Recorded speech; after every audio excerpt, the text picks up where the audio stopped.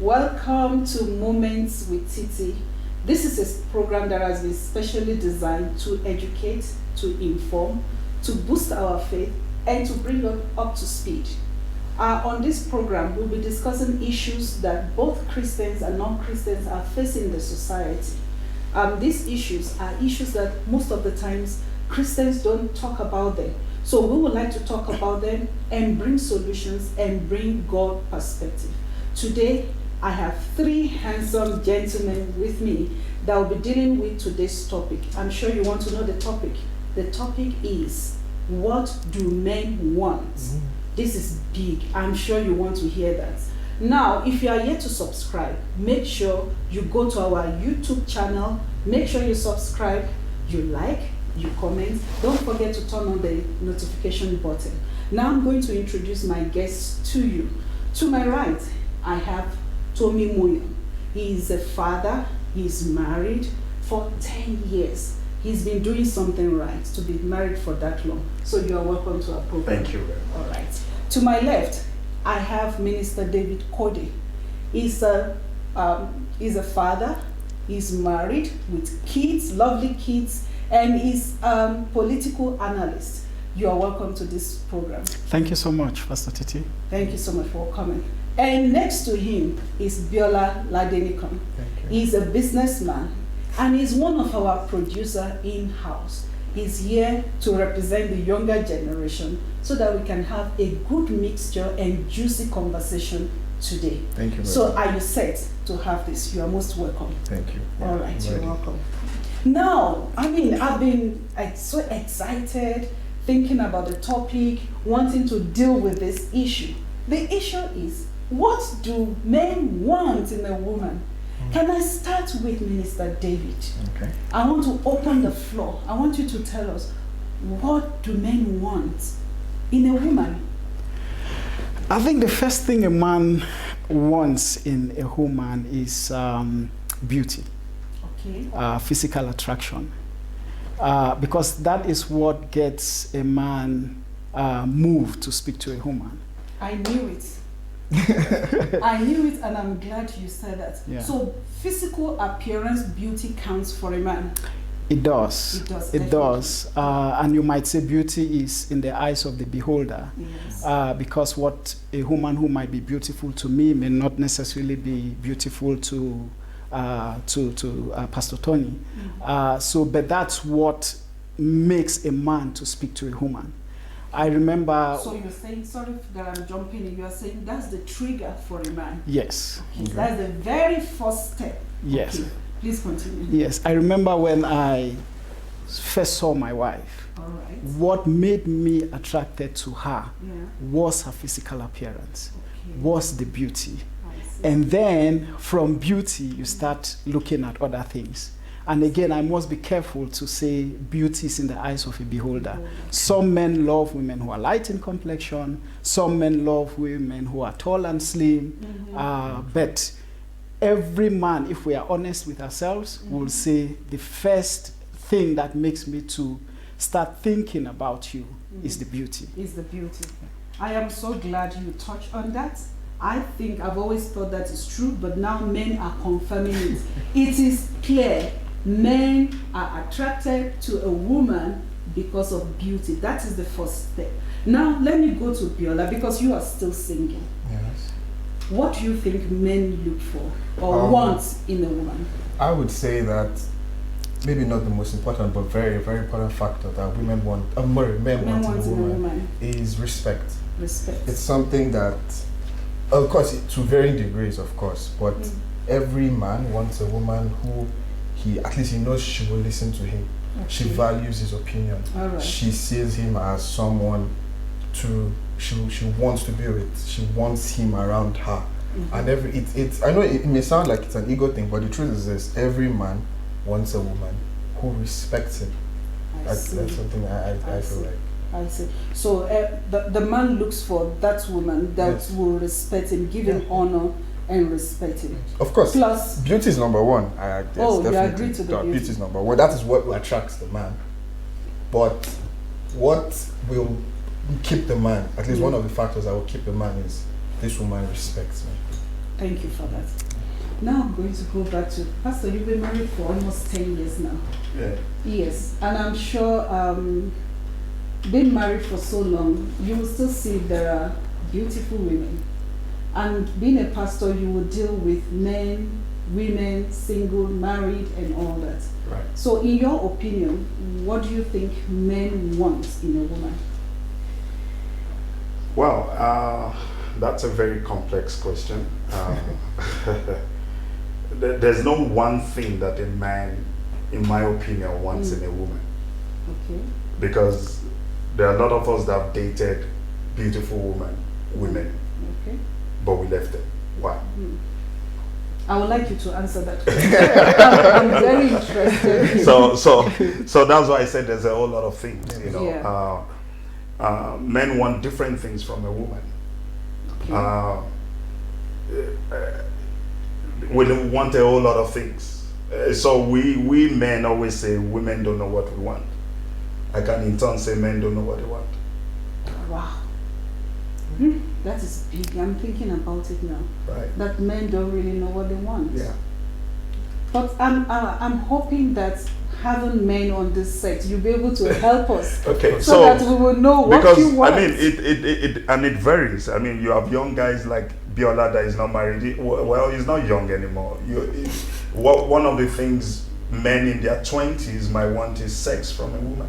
Okay. True. Some want just to have fun, a woman they can call, you know, because don't forget the makeup of a man. As a man, our makeup is to be adventurous. Yes. And we have ego accompanied with that adventural makeup. Okay. So a lot of men, when they get a certain kind of woman, it's to boost their ego and to say, I've accomplished this.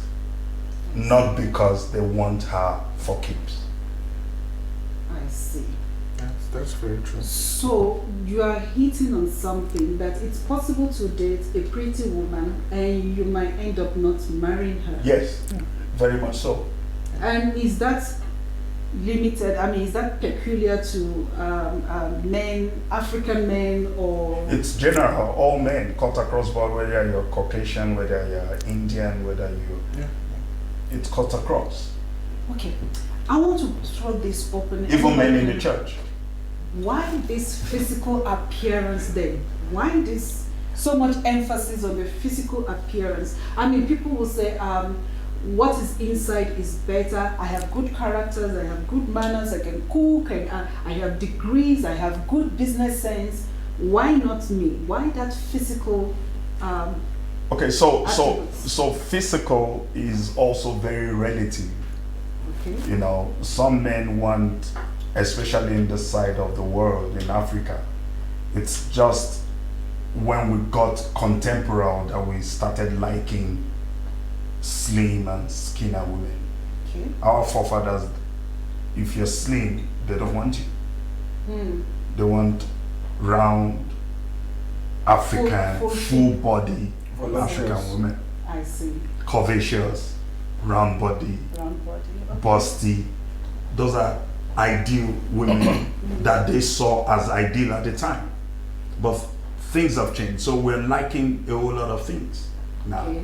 All right. So some, if you're not slim now, they don't want you. If you're not light skinned, I've met a lot of men that say, no, she's lovely, she's everything, but she's not light skinned. I still don't get the thing about the skin thing. But I think I'll come in here and say that the beauty of life is, like you said, Pastor Tomi, that is relative. And I think when we have this platform is we want women to understand what men want. Yes. And I think for me, if I was going to advise any woman, it is be yourself. Because wherever you are, if you're the best version of yourself, there is a man out there who wants you for who you are. Because there are men who want them slim, there are men who want them big, there are men who want them fair, there are men who want them dark. Whatever version of yourself that you, or whatever version of human being you are, there's not just a man, but there are men out there who want you. So I would advise a woman that rather than wanting to be a particular version. You see something on TV and say, I want to be this because I think this version attracts men. Don't do that. Be the best version of yourself, and you will bring men to you. Because to just understand why, what your question was, why is it this way? And it's because men are moved by sight. Okay, men are moved by sight. It's a psychological thing. Men are moved by what they see. Women are moved by what they hear. But men are moved by what they see. So it is what you see that you're drawn to. But my advice to women would be, don't focus on trying to be another person. Be the best version of you, and there are men out there who will come for you.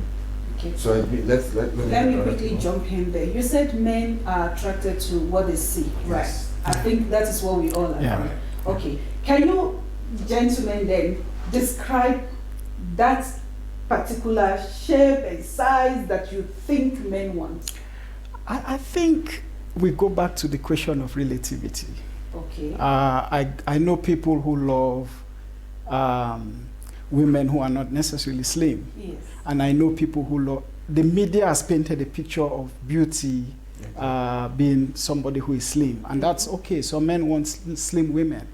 I know people who want women who are dark skinned. I always, my description of beauty from when I was young is not necessarily somebody who is light skinned. I used to say, I want somebody who is dark skinned, not too dark. There are those who love, women who are light skinned. The thing with light skinned women is that a lot of the time it's associated with, they are light, so they are attractive, So a lot of people pay attention to such women. But Biola said something really significant, that question of this is relative. So the first thing that attracts a man to a woman, in my view, is that the looks, the beauty. Okay. But then once you get to know them, and that's when a man makes a decision, am I in this for the short term or the long term? I see. So you are attracted to the beauty first because I don't know you. And then from the beauty, I start learning about you. I see. In the course of it all, then I make a decision, am I in for the short term or the long term? Now, there's somebody who is beautiful, but in terms of the character, in terms of the confidence, in terms of what I want for a wife. And that's why I thank God I got married when I did, because I wanted a trophy wife when I was growing up. And there were certain ladies I saw who I thought were beautiful outwardly. Then I realized if I had gone to get married or discuss or have a relationship with those ones, I would have missed it. So once you pass, and Pastor said something, men are hunters. So once I have my beautiful wife beside me, then I start looking at other things. I start looking for other things. Yeah. Yes. Just to add to that, I would say that it's one thing to attract a man. It's another thing to keep the man. Can you please say that again? It's one thing to attract the man. It's another thing to keep the man. Okay. So if beauty, of course, is what attracts the man, but will beauty keep the man? It's not enough to keep the man. That's what I would say. Then I'm wondering in my mind right now, because there is this thing that people are doing now. Women are augmenting the breast, and they are readjusting their backside in order to have a particular look. Now, if you meet such a woman, you didn't know this story, that it's artificially done. And you are attracted to what you see, you like what you see, you get talking, and somewhere along the line, you discover this wasn't natural. I mean, this is not natural. It was, what do you think would be a man's reaction? It's still there. But now you realize this is not natural. It was adjusted. So what will be the reaction of a man? Because we're still talking about the physical beauty. Yes. And that's, like the two gentlemen have said, beauty is not everything that a man wants. Okay. And there's no way we will have this conversation without saying some of these choices are very subjective to who is making those choices. As guys growing up, when our friend hits a new girl and introduces the girl in our midst. We make fun of him and say, what were you looking at? Were you blind? What attracted you? You know? Yeah. Some will say, no boobs. Yes. No shape. So what's the big deal? Why? And she might be beautiful facially, but there are no features. Okay. So to some men, she's not beautiful. I see. Then there are some that have got all the shapes. The boobs is there, the figure is there, but the facial, Plain. Wow. subjective. All right. So we're not going. So it's very subjective. That's why I said, and it might sound very controversial. If you really look at, because I thought about the topic, do we really know what we want as men? Because I think what we want is actually a companion. Because you just gave an instance now that all the features have been worked on, so they are no more natural. Then when I think back to the rural community of Africa, there are some women that still leave their breast open and the breasts are not firm. They've had kids. Yes. And their men are still with them and they don't even cheat on them. So true. So we should look at what is it that they've seen in that woman, what beauty are they still seeing, and they're still married to that woman. Versus in the contemporary world and in our urban developed areas where we have women that have worked on their futures. That's really interesting, and it goes back to your point about, you know, women who now do other things to stay young and to keep, you know, the breast and all of that. So is it to stay young or to stay beautiful? To stay beautiful and young, right? I think both. It's actually both. It's both. So this is actually a journey. Okay. So you get attracted to a woman for whatever reason. Then you are, let's say you decide this is a wife, or you decide this is a girlfriend. So what makes you keep that person, and what makes you to keep going to that person? You have other components that come into play. Okay. The respect you talked about, which is fundamental. The character, okay. The level of confidence. And also the question what women want. You want a woman also who at least knows where she's going, right? So all these things come into play. There comes a time when a woman does not look the way she used to look. Yeah. I always went back to the picture of my mom when she was young. Okay. Slim, young, everything. What keeps a father, and he doesn't cheat, he doesn't, and maybe I should put it out there, all men get tempted by what they see out there. Please can you say it again? All men get tempted. I preach sometimes on Sunday, but when I go to the office on Monday, I see some things. Okay. What makes me to keep going back to the one I decided this is my wife? Are those the respect, the love she has for me, the character, the way she carries herself? So once you get attracted for whatever reason, there are those other components that build up a relationship, and those are the things that keep going. And may I just add, those are the things that also make forgiveness easy. There are times when you are hurt, you want to do one thing or the other, but you remember now, not necessarily the beauty, but this woman respects me, this woman honors me, this woman is selfless, and you keep going. I think just to answer the question of if a woman has augmented things, will that, and you find out after. I think it's very subjective. There are some men who don't even want their women to have makeup.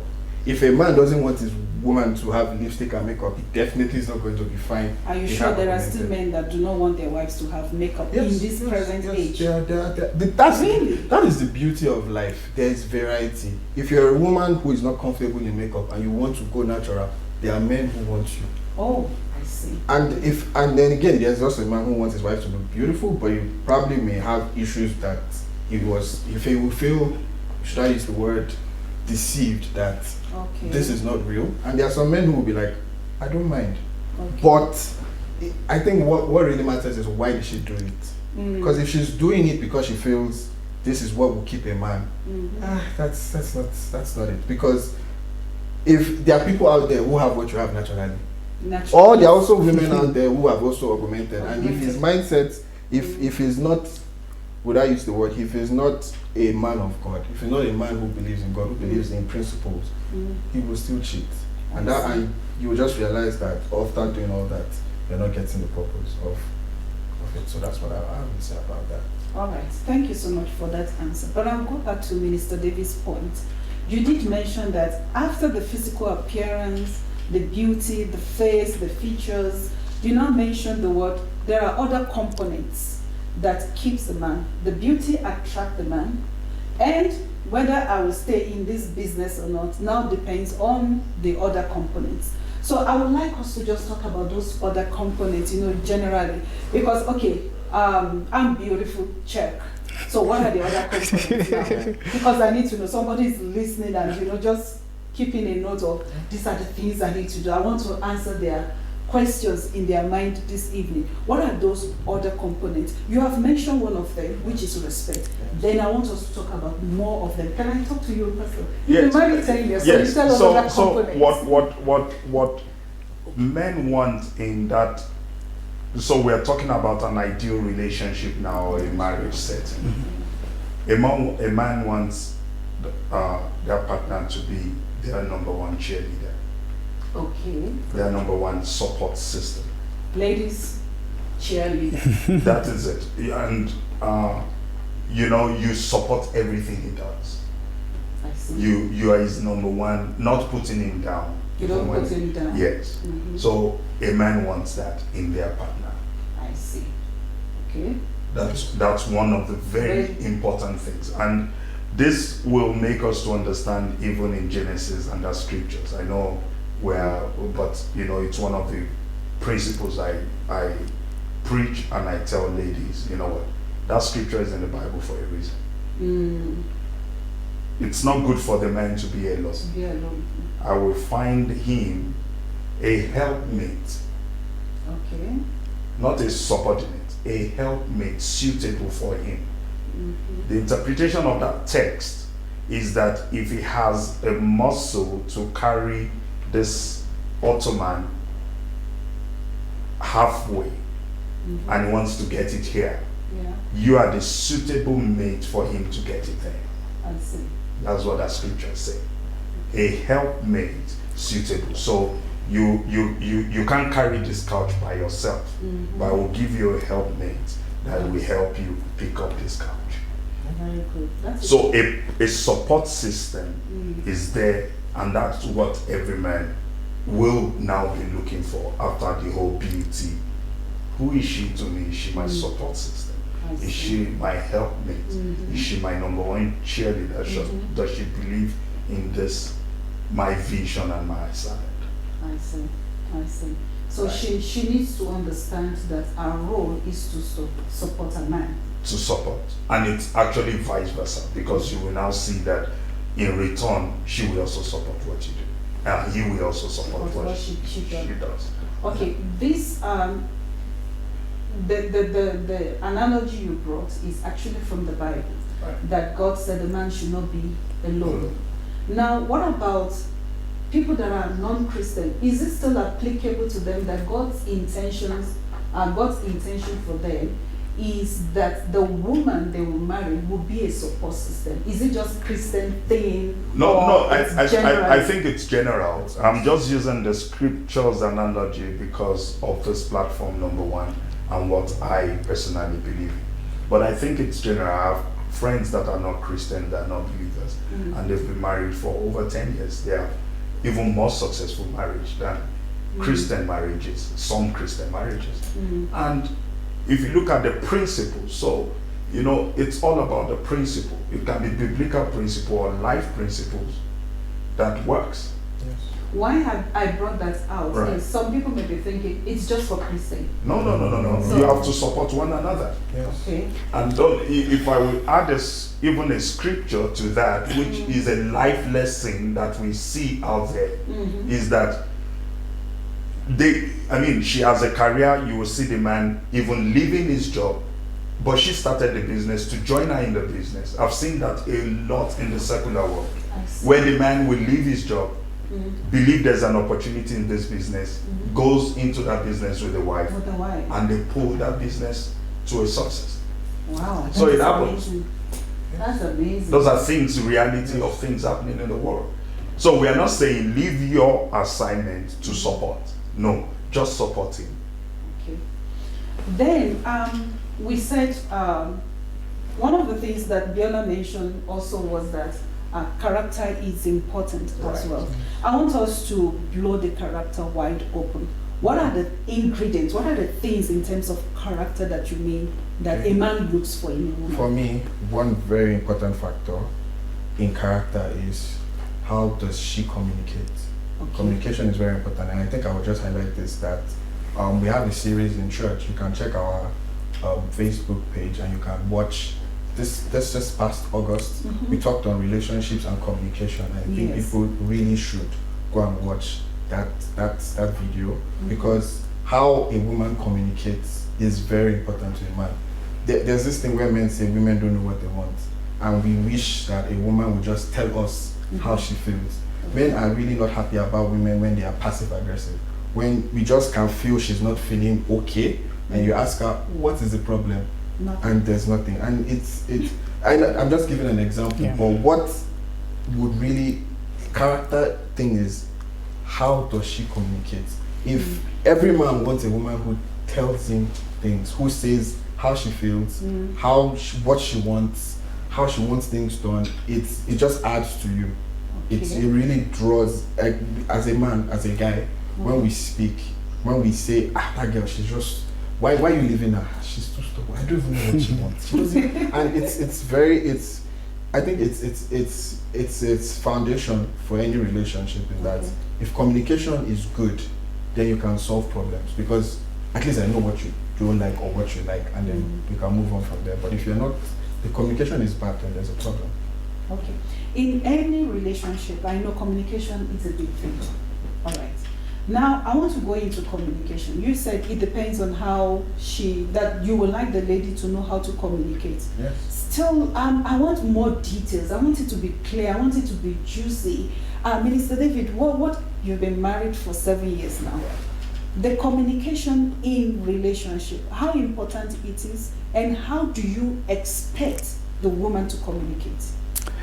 So communication drives relationships. So without communication, you have problems. Okay. So men want women to express themselves, to say what is bothering them, and to sometimes to get to the point, right? To tell them as it is.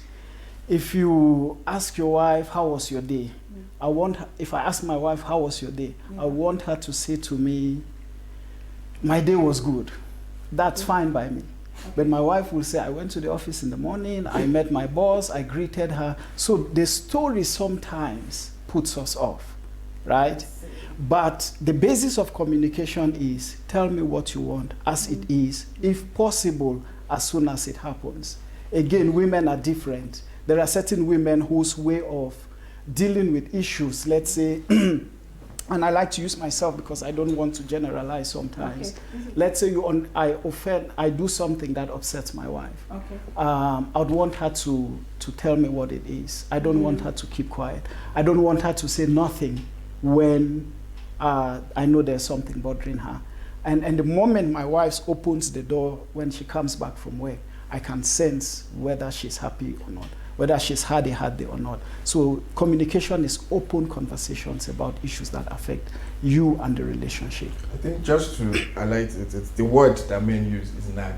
When I mean communication, when a woman, now you are making it clear. Yes, is when a woman nags, and she nags too much, and it really it's a turn off. puts it's a turn off. It's when that is a big turn off for men. For men. So okay, Pastor, is it the same thing when women nag that it's a turn off for men?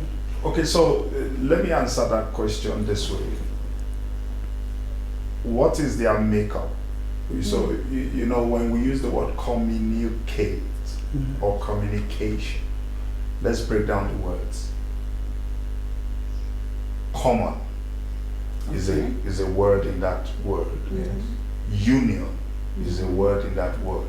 Commune.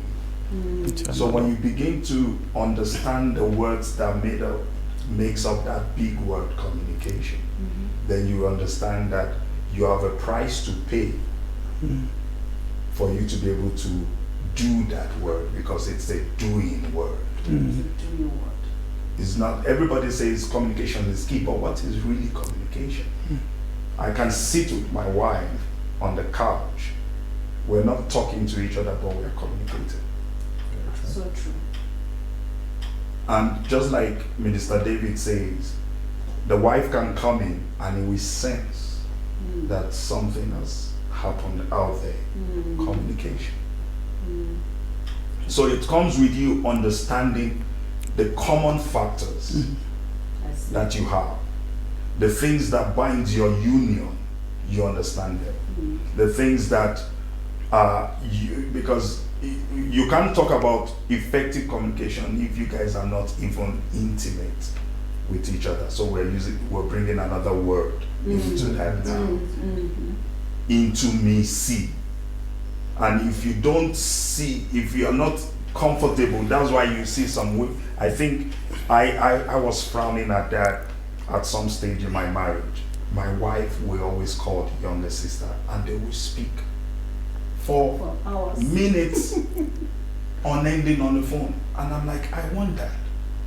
Then I need to. That's our sibling, that's our sister, but that relationship, I see it. It's not just a sister-sister relationship. They are friends. So you know what? The first thing I did on my phone, I changed the way I saved her name as my wife to my friend. Okay. Oh. So it was a conscious decision to say, I want to build friendship. I see. Then there was a time I changed it, my baby. There was a time I changed it to other things.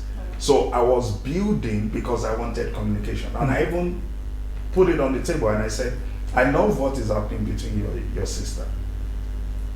I mean, I was a bit jealous, but that, just gave me a sense of something to think about. How do I want that? To strive for that. I don't want you to stop that with your sister, but I want more. Because, thank God for COVID. COVID was a very good time for us to spend more time, and that has grown, and that. So COVID is so some people were getting divorced in COVID. Some people were building their relationship in COVID. So it depends. So, going back to communication, it's very key to understand what is there to communicate. What do you need to communicate? What is there to communicate? What do you need to communicate? I want to say, let me ask Minister David before you ask that. Yeah. You said what to be communicated. Yes. Then I want to ask, how do you want the woman to communicate? Because now he said the word nagging, I know it's a turn off for men from what I've heard, but it's been confirmed again. Yeah. Then if you don't want nagging, then how do you want her to communicate with you? Minister David, I think if with your permission to take a few steps back, there is verbal communication and there is non-verbal communication. Okay. And the more you stay with somebody, the more you start understanding their dynamics, body language, and that is. But non-verbal communication also has drawbacks in the sense that there are times when you need to talk verbally, you need to verbalize, you need to express yourself, and that is very important. And there are times when I drop off my wife at work. In fact, many times she would prefer me to drop her off because there's communication in the car. Okay.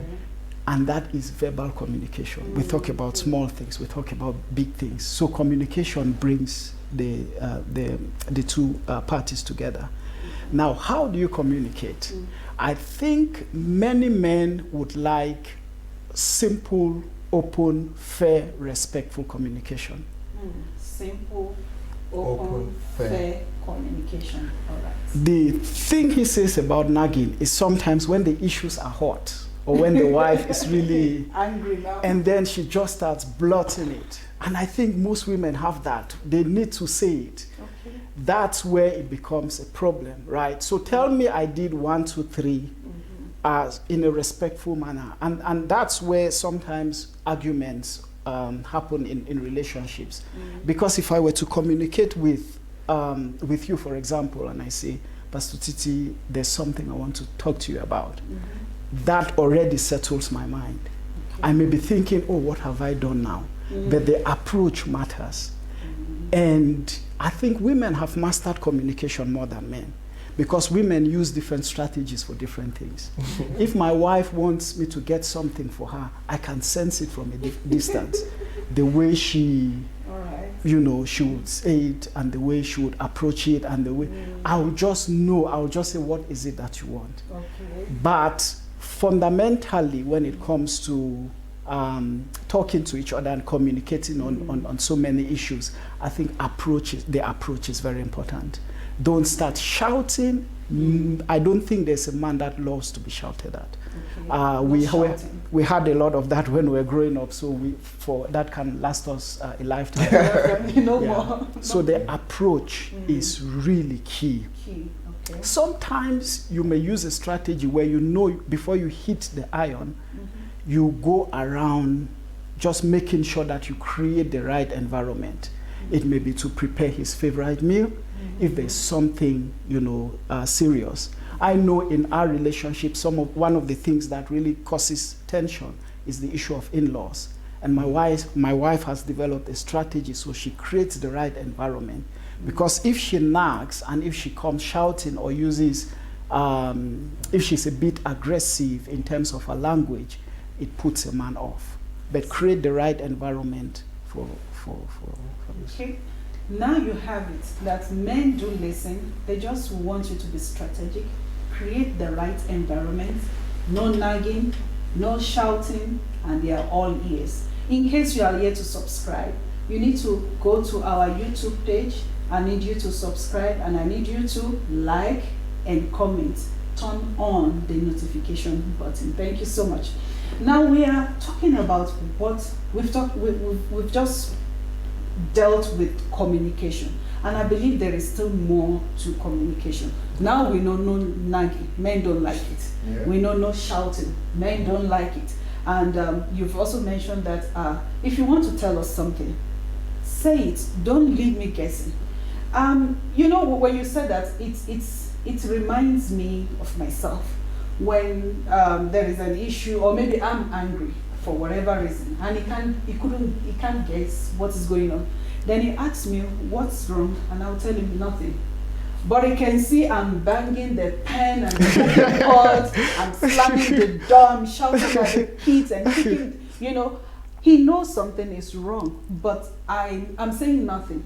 Pastor, you've been married for 10 years. What do you advise a man should do in marriage now? So what I do... I've been asked. Right. And I said nothing. What I do is, are you saying I should speak from a man's perspective? What do you do? Yes. What I do is I tell my wife, please stop that.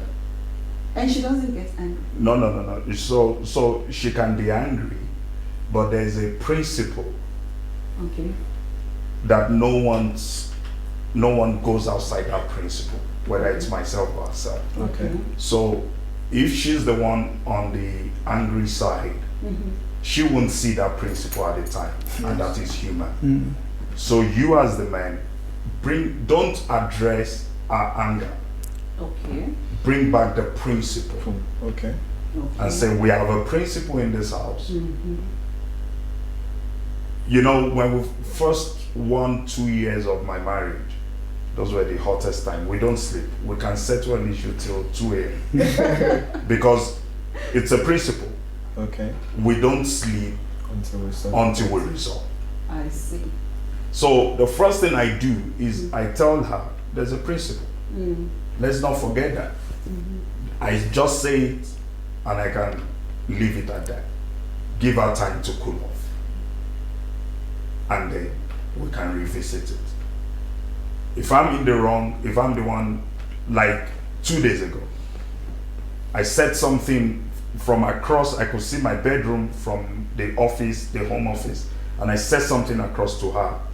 She could pick up, okay, that wasn't nice. I didn't need to say that. I was out of line. She came into the office, closed the door, and addressed it. And I saw, okay, I'm sorry. And she left. So that's that principle, which you need. But if you don't have a principle, you cannot go the way. So can I ask, that principle, it was agreed upon? Yes, you need to.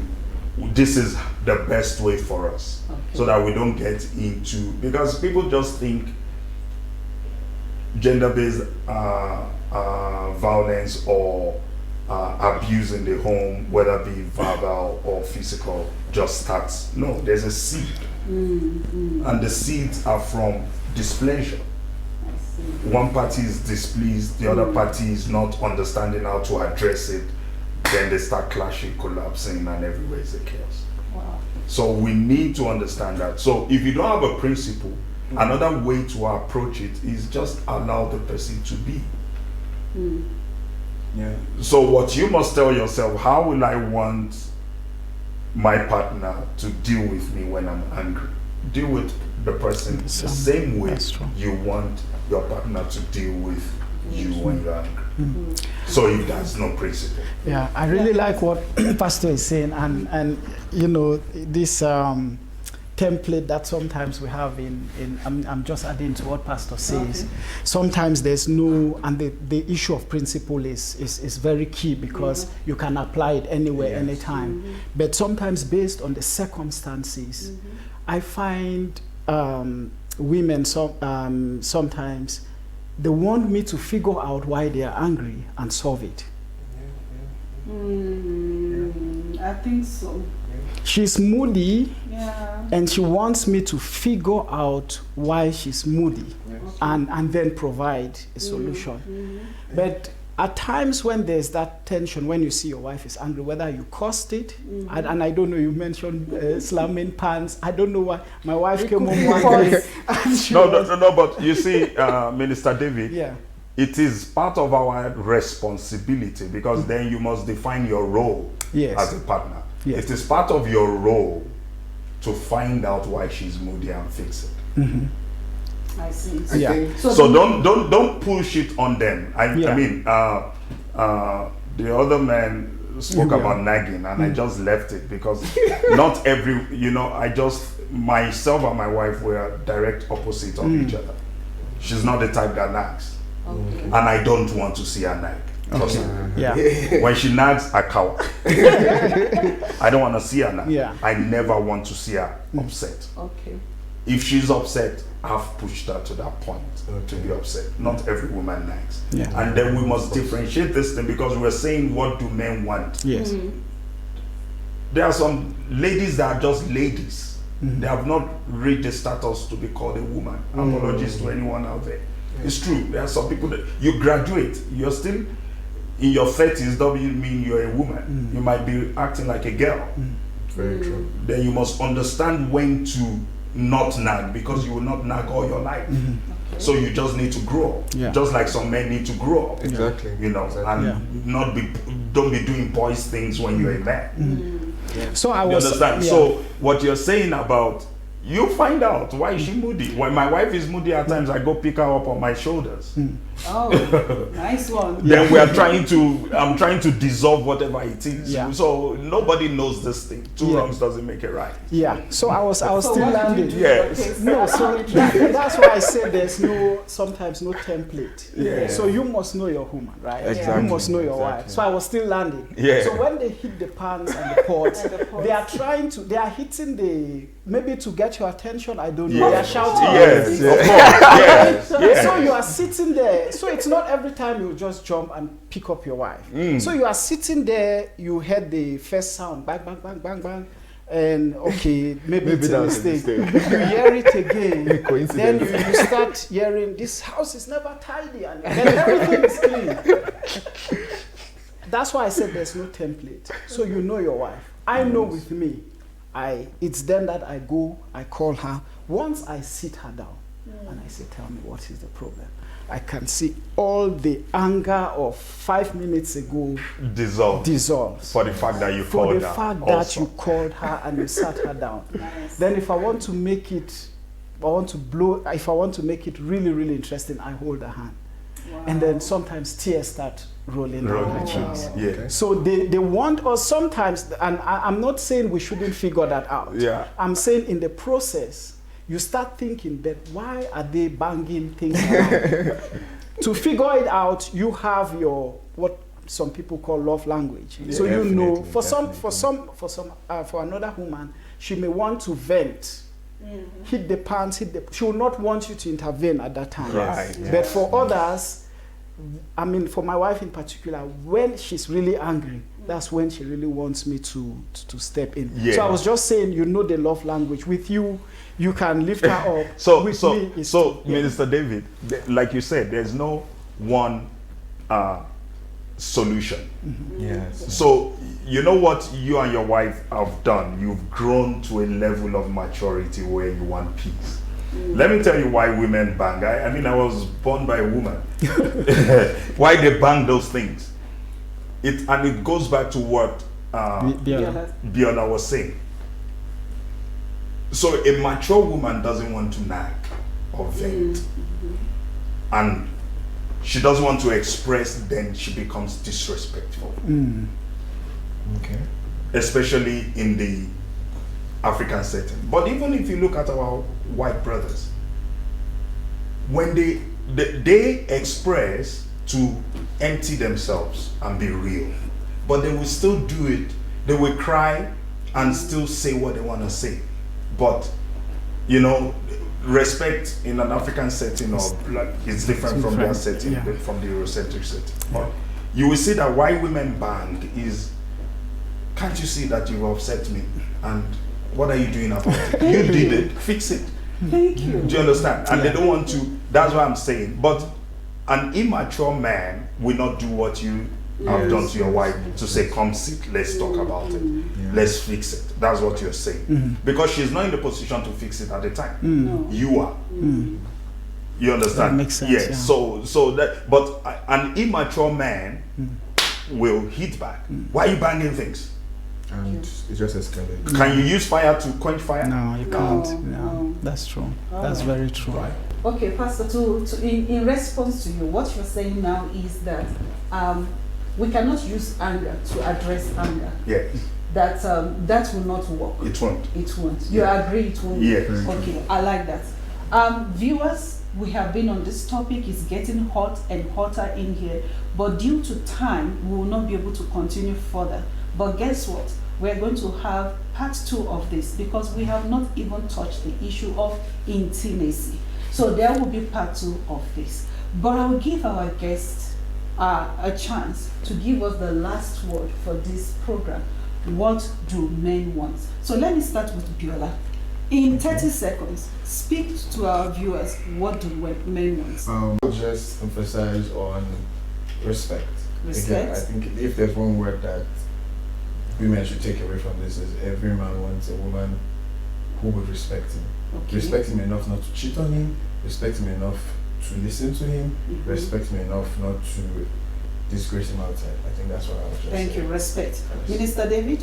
I think a man wants a friend, a confidant, a cheerleader, and somebody he can communicate with, and by communication, anything that bothers him, that pleases him.